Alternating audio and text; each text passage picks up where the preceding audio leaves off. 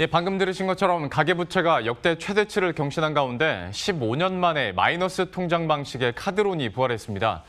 대출 수요가 급증하자 저축은행 대출 자산을 매입해서 고객군을 늘릴 정도로 일부 카드사는 적극적인데요. 이런 가운데 이자 부담을 낮춰주기 위해 앞서 출시했던 중금리 대출 취급에는 소극적인 모습과 대비된다는 지적입니다. 이충우 기자의 보도입니다. 한국은행에 따르면 가계대출에 카드 할부를 더한 가계신용 잔액은 2분기 1,637조 원으로 집계됐습니다.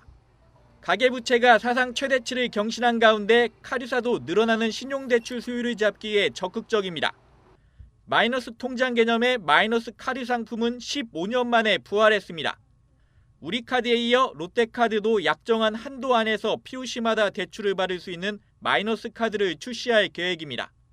신한카드는 저축은행으로부터 대출 자산을 사들이며 고객군을 확대하는 데 공을 들이고 있습니다.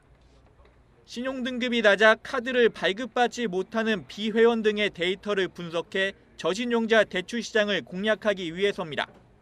고객 이자 부담을 낮춰주기 위해 출시한 중금리 대출 취급에는 소극적인 곳과 대비됩니다. 여신금융협회에 따르면 현재 금융당국이 제시한 평균금리 11%에 맞춰 중금리 대출을 운영 중인 카드사는 4곳.